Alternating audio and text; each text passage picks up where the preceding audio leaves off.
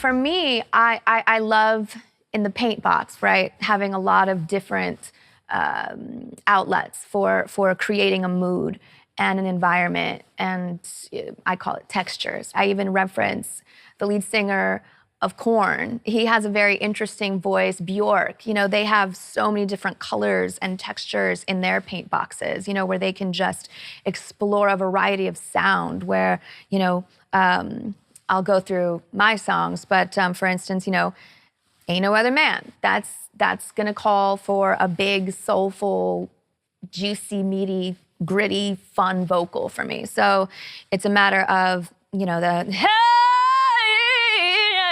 oh, ain't no other man can't stand, and that whole thing projects from down in that place where I say the center and the core, and the place where you do crunches from, and all your emotion boils and comes together and it gets connected, and so that gives you that rooting, grounded foundation to then lift up and out.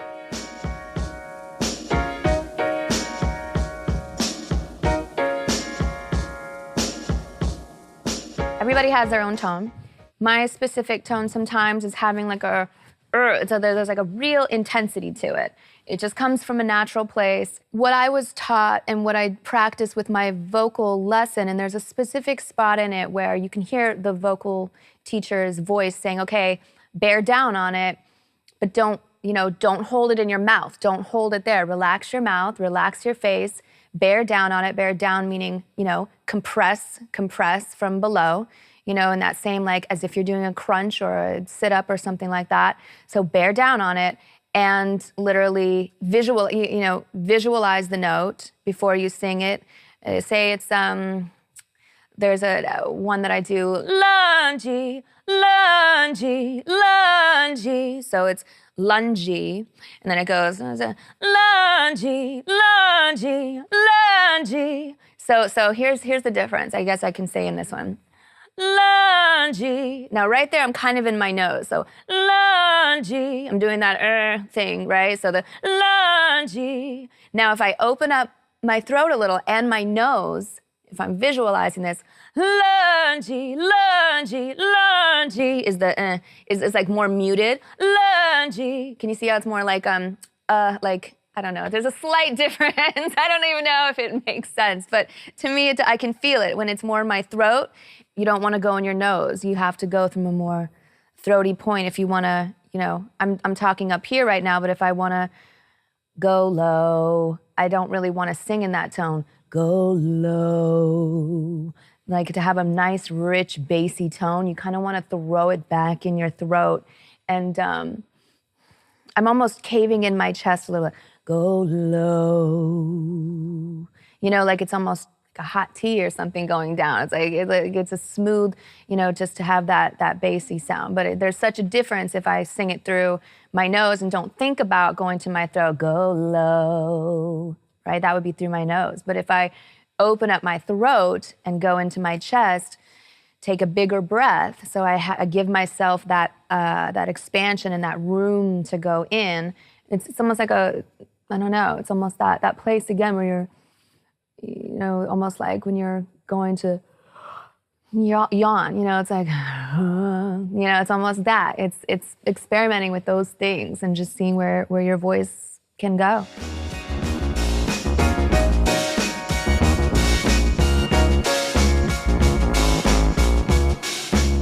There's a lot of different ways to use your voice, okay? There's, I see a lot of singers come through when I'm working with some on The Voice, et cetera, that make the mistake sometimes of singing through their nose, which sometimes works to your advantage because there's a little bit of nasalness that I have to do on record for I'm a genie in a bottle, baby, to have that unique sort of whisper nasal sound that's sort of just it's almost like a repetitive, like gimmicky hook. And that's that signature sound that makes, you know, hit records are what they are sometimes. That memorable, what is that weird sound? You know, what is that weird texture to their voice? And sometimes it just is what sticks in your head and what makes hit songs. For example, how I sang in Genie in a Bottle, the primary, you know, tagline of I'm a genie in a bottle, which I have to sort of I go to a little place through my nose, which I never really sing from, but for this specific style, and stylistically, there's different feels that you need to have in your paint box to pull from to execute certain feels and sounds. And for this playful song, such as Genie and this sort of muted, condensed pop radio sound, that's its own specific thing.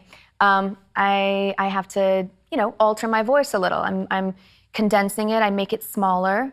If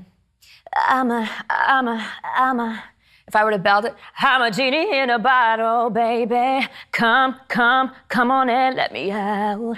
Now that's the more belty part of me that I sing from my gut with, and then the other radio version way that's more specific stylistically. I'm a genie in a bottle, baby. Come. I'm pushing my breath out. Come. In like a very, I'm focusing more because it has to be on pitch, has to be the right tone, it has to stay consistent. Those are the two ways that you can sing that. That's a belty tone, that's a nasal tone. In a song like Genie, the belty thing, it's just not gonna have that same catchy feel if I were to belt that and belt the song the whole way through. You have to have different textures and tones to develop in your voice to showcase different emotions.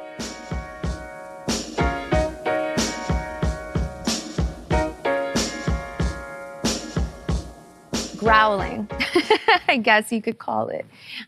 To me, it's just a feeling, but to put it into a term, I guess you could call it a growl, which to me, that it's just a form of expression. When I was a little girl and I was like trying to emulate some of the soul singers that I just loved and adored and would try to sing like, you had to sort of, grind a little harder to get certain notes and things across just to sing along to those idols that you have. You can't force a growl. If it's not about you and how you feel comfortable, maybe don't do it. But to me, it's such a personal point of expression that I like to make in my music. It's a throaty texture that's just gonna come, and practicing your, it's just it's an aggression. It comes from that that intensity part of yourself that just wants to get in there and what?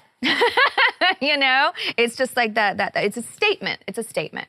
And that's a texture that you have. There's a lot of growling that I do in Fighter because it's aggressive. Well, I thought I knew you, like whenever I do that just comes from a throaty, maybe drink a milkshake before, get all that, you want the kind of delicious, gritty quality that comes with growling. For Fighter, the Genie way would not work, because you would lose all purpose of the intensity that the actual song is giving with the rock guitar in the back. I mean, right now we're with a piano, but when you have drums and you have, the orchestra is kind of in the back of that song. So you don't want to sing, well, I thought I knew you, thinking that you were true. Guess I couldn't trust, caught your bluff, time is up. See, I'm going into my belt because it's natural, but you can see how it's unnatural for me as a singer, but it just doesn't have the same impact as,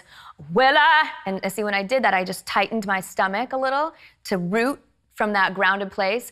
Well, I thought I knew you, thinking, and as soon as I do that, as soon as I engage my core, I start even doing my growls naturally and whatnot, because all these feelings of emotion are brought up, the intensity that starts from that place. It's all like, it wakes up. It's like, oh, hello, okay, what are we doing now? So it's like, it gets the attention of your body, engages your body, rooting from there, and then, up and out.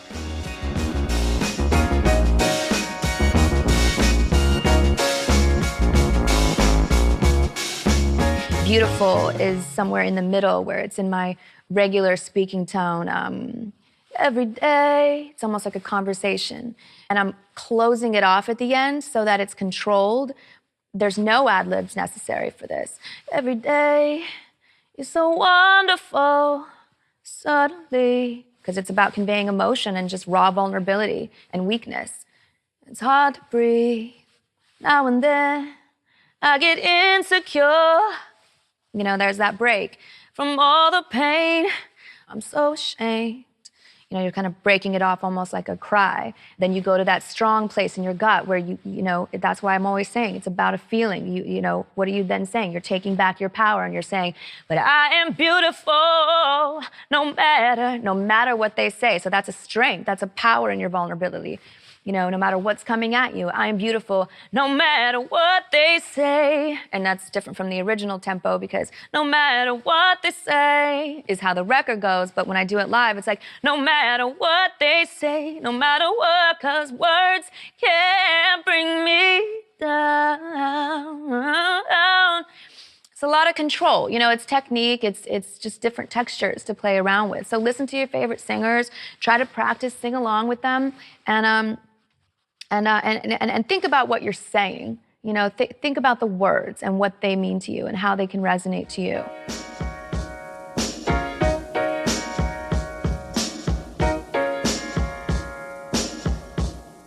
Say Something is such a delicate vocal, and I almost describe it as sort of haunting or ghostly in a way, because it's just, in the sense of you're harmonizing with the other person and you're paying such respect to that other vocal, you want to treat it delicately. So it's a very fragile thing to work with. So on the harmony part, and for that, I'm sort of more projecting from here. It all roots from down here still. There's a connection that happens. There has to be an engagement to then project from. But I'm using more of my breath. So it's almost like, and like you're almost speaking in a shadowy, and then add a note to that, add a pitch, a tone, and there's breath on the end of that. Will swallow my, and that's another thing is learning a break in your voice at the end of different phrases. Will swallow my. It's kind of a little break at the end of it. And that takes, Alanis is big for doing that. Lead singer of the Cranberries is infamous for doing that sort of a break in their voice. Country singers are really big on that, break or a crossover. But where you can give in moments of delicacy and to evoke extra emotion is by using little quivers and whispers and groans and Say Something, I guess. Little embellishments would be the little breaks I talk about at the end of phrases. And I will swallow my pride.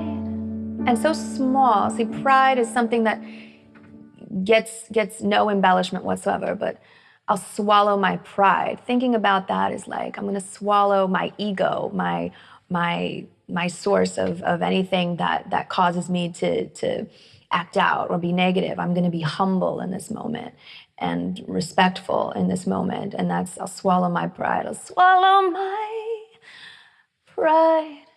And and that's where it's perfect, where the pitch doesn't need to be perfect.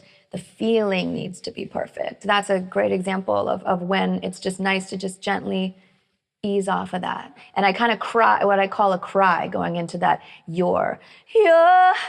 And you have to push out breath and then sort of throw your voice up. You're the one that I love. It's just falling right off of it with tenderness. And I'm saying goodbye. And there the intensity comes in, because not only are you going into the second chorus, but even listening to the lyric. And I will swallow my pride. You're the one that I love. And I'm saying goodbye. Like it's heartbreaking. You're saying goodbye to the one that you love. And I'm saying goodbye. And it's sort of like that break in my voice and that quiver in my vibrato. Saying, I'm putting intensity behind the passion that's going to build and then go into say something, I'm giving up on you. You're building into that chorus where the music comes in and it's supporting the weight of becoming that powerful statement. Say something, I'm giving up on you. There's an intensity behind that. And that's where it's good to have a paint box of tools, and it all should stem from a feeling and an emotion, which will help you gather those tools in the paint box, but those are textures to work with. The crying going into a note, the breath exuded or restrained, the cracks even in moments, just to show emotion, the quiver and the vibrato that's just used for intensity or a longing or a passion, like, please hear me right now. You know, you have to feel all of those things in there in order to execute a vocal that will connect with people.